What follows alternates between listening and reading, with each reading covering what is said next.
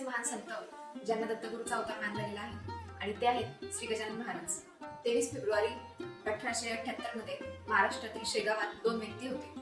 त्यांची नावं होते बंकट आणि दामोदर. ही दोघं एका रस्त्याने जात होते आणि जवळच देवदास नावाच्या व्यक्तीच्या घरी जेवणाचा कार्यक्रम आयोजित केला होता. जेवणाचा कार्यक्रम संपल्यानंतर सगळी उष्टी पानं घराच्या बाहेर ठेवली होती.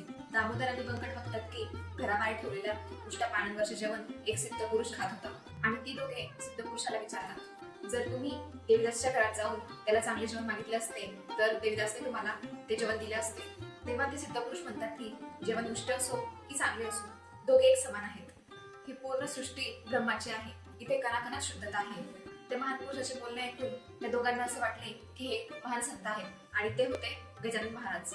मग त्यानंतर गजानन महाराज महाराष्ट्रातील शेगाव येथे स्थायिक झाले आणि त्यांनी शेगावमध्ये राहत असताना खूप वेगवेगळे चमत्कार केले. जसे की सुकलेल्या विहिरीमध्ये पाणी आणले आणि प्राण्यांना आणि मनुष्यांना त्यांनी बऱ्याच आजारापासून मुक्त केले. गजानन महाराज नेहमी एक मंत्र म्हणत कणकण गणात बोलते. या मंत्राचा अर्थ असा आहे की गण म्हणजे विचार करणे आणि गण म्हणजे जीवात्मा, गणात म्हणजे जीव ही परब्रह्म आहे आणि बोते म्हणजे याचा जय जयकार करा. जेव्हा त्यांना समजले की आपले अवतार कार्य संपन्नेत येणार आहे तर तेव्हा त्यांनी सर्व भक्तगणांना बोलवून सूचित केले आणि 8 सप्टेंबर 1910 साली श्री गजानन महाराज शेगावमध्ये समाधिस्थ झाले. मित्रांनो, तुम्हाला कथा आवडल्यास आमच्या सनातन मराठी YouTube चॅनलला नक्की सबस्क्राईब करा.